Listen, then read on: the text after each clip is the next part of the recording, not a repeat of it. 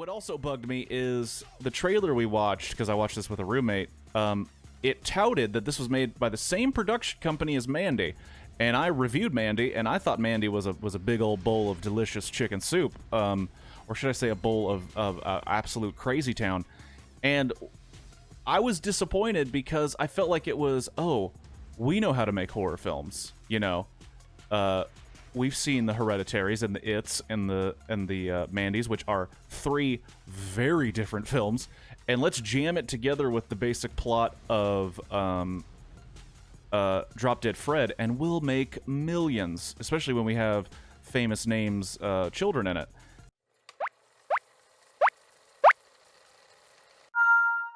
Hello and welcome to Blockbuster Review. If you don't know what that is, it is where I play a single game of Tetris Marathon and try to review a film the best I can before the blocks reach the top or I get to 150 lines. Spoilers are at line 50, and I start reviewing the film when the game starts. So I recently watched a film called Daniel Isn't Real, and I just realized right now, as I started the game, that I covered up the IMDb with all the information on the character names before the game started. So I'm going to do my best to... it's slightly covered. Okay. So it's about this kid named Luke. The beginning of the film opens up with him. His parents are going through a messy divorce. There's implications that his mother has some mental issues, some mental illness. The boy goes outside to see a... robbery that has gone... Robbery or just murder? Kind of looks like just a murder spree that we have here in America. Not important. We don't need to get into that discussion. But he witnesses this murder spree while he left the house during a parent fight, and he sees a dead woman on the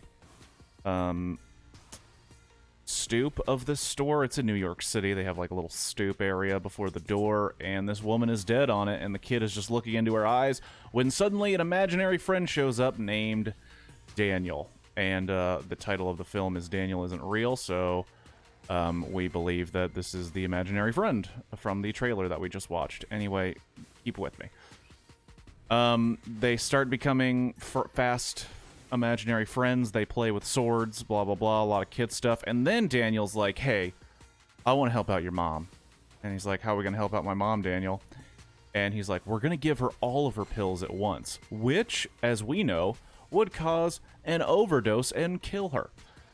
He goes through with the plan, but his mother does not die. She gets help in time, and then she makes him lock his imaginary friend in this creepy-ass looking dollhouse. The creepiest of dollhouses. Don't have a dollhouse that looks like this dollhouse in your home, because then you'd be creepy. Locks away the imaginary friend, and we see the imaginary friend go into the little house and stays in there. And then we realize, oh, this is just a dark retelling of Drop Dead Fred, really. The boy Luke is now older, starting college, and is played by... hold on, because I want to get this right. Is played by Miles Robbins. And he's going through some hard times because his mother, clearly, she was having some mental issues. His father left all that noise, and clearly the mom not doing so well. Just take a look at their house. It's very clear that something's going on with the mom, maybe schizophrenia. So he calls on Daniel again when he's having troubles dealing with life in college and his mother. And Daniel is played by Patrick Schwarzenegger. And I saw that name in the credits, and I was like, what is the likelihood? What is the likelihood that this is indeed a family member of Arnold Schwarzenegger? Have you heard of him? One of the most successful action stars in history. Turns out it's his son. And Miles Robbins, to me, looked like the kid from The Sweet Life of Jack and Cody. Zack and Cody, not Jack. Jack's not in it.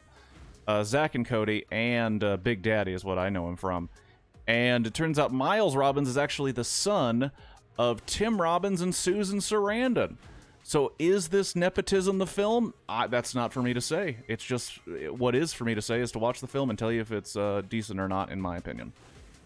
So Daniel starts changing Luke's life, you know? He starts, you know, getting him out there, getting him to become more adventurous, to go after these ladies, to take risks, to get back into art, and you're like, oh, okay, maybe he's a good thing. But then we're at spoiler territory. Daniel starts wilding it out. Some would say aggressive sexual behavior. Others might say assault. That's up to your devices if consent is there or not. Also, he straight up assaults a dude, and Luke is like, hey, don't use my body for fucked up shit, please. And he goes, well, you ain't getting rid of me now, buddy. And it becomes a downward spiral for Luke. He goes to this therapist who was the original one to be like, hey, let that imaginary friend back in, you know? Get back into that part of your life. And he goes back to that guy again. He tries some Eastern medicine shit. And that goes haywire quick. Lot of horrific imagery. And the big question is this imaginary friend a real being or not? There is a lot of weird imagery throughout the film that you think is kind of just, you know, whatever. Like maybe, oh, that's just the director's vision. But then you start to piece together that this film actually deals with an interdimensional creature. And Daniel has been doing this to humans all the time. And he takes over their bodies, makes them do terrible shit, and then when that person dies, he moves on to a new person. That is why Luke found him outside of the scene of a horrible crime, because Daniel made that dude commit a horrible crime, and then pieced out into Luke's life. So, the question is he gonna be the person that breaks the cycle? Now, I'm not gonna reveal the ending. I'm gonna start going into the quality of the film.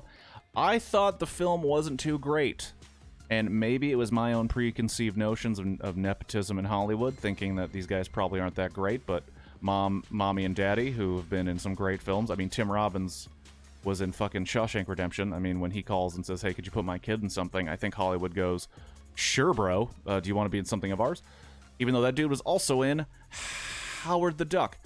But, and then this other guy, he's Arnold Schwarzenegger's son. I mean, who's going to say no to have just the name Schwarzenegger in your film? What also bugged me is the trailer we watched, because I watched this with a roommate, it touted that this was made by the same production company as Mandy. And I reviewed Mandy, and I thought Mandy was a big old bowl of delicious chicken soup. Or should I say a bowl of absolute crazy town. And I was disappointed because I felt like it was, oh, we know how to make horror films, you know. We've seen the Hereditaries and the It's and the Mandys, which are three very different films, and let's jam it together with the basic plot of Drop Dead Fred, and we'll make millions, especially when we have famous names, children in it. And then after I watched it, I thought I kind of blew it off. I was like, some cheap horror. But then I started thinking about the movie. And I started thinking about, oh, this character didn't actually have... He had a psychological demons, but this interdimensional demon character played on that. And it's actually a decent film. I just thought the acting wasn't too great. And even when these characters, I'm going to be honest, there's a point in this film where it's like, oh, this is just where we all cage. This is just the Nick Cage hour. Or this is the Nick Cage couple days of filming. When everyone's like, oh, you doing Cage? Yeah, we're doing Cage. And that part was awesome because I was like, this is just Nick Cage and Face Off.